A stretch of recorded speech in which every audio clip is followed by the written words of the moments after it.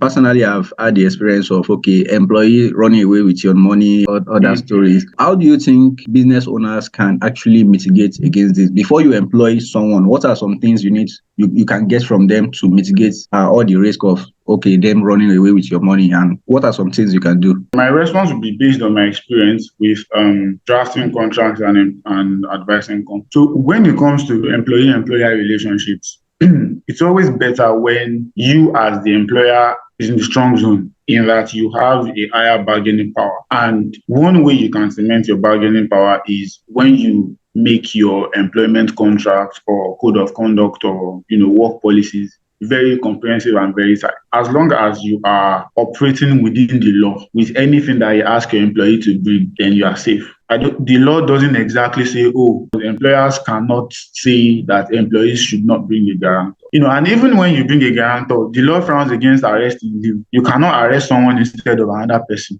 So even if you bring a guarantor, you can't go and arrest the guarantor. You can only persuade the person to come over, right? You can't arrest the person for another crime or another. Do you understand? So what you can do in that sense, and I understand your point, because people can be very funny. You see some people and then you give them money and then they fly away. For actual businesses, partnerships and people in the corporate world, they have series of contracts and series of agreements to ensure that people do not run away with their funds. And if you run away with they would arrest you.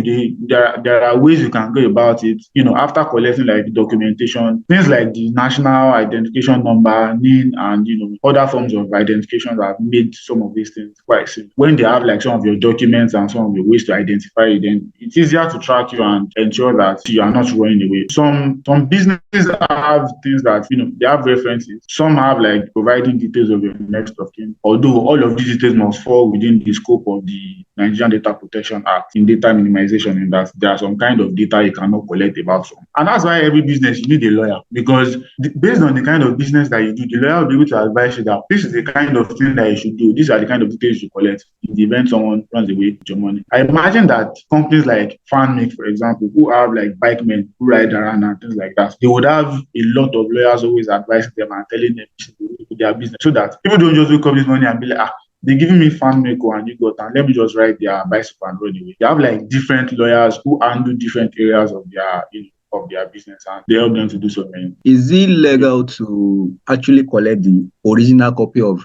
an employee's international passport to say, okay, let me have this with me, so in case you run away, you can't travel out and I can easily find you? Most businesses would want some type of identification, right? Most businesses would want some type of ID card and all that. It all depends on the dynamics and what's happening. As long as you don't delve out of the provisions of the law, you are most likely safe. So that's how the law goes. And again, that is why you need a lawyer. As an individual, you just need someone to advise you. One of the things that lawyers is that lawyers help to avoid mistakes before they become problems. They can advise you and help you anticipate what is likely going to be the future. When you have like legal backing, and then you can call the person, should I submit this? Should I drop this? Even if you drop it, it's fine. If you don't drop it, it's fine. I've had instances where some of my seniors have, in fact, there was a senior of mine who had to like drop his call to bar certificate at some point as a guarantee that a client was not going to run away. But when you know that this person is not running away, there really isn't any problem. And they can easily defend it that it is because of the law, some legal issue and so on and so forth. So yeah, once you have some of these things about it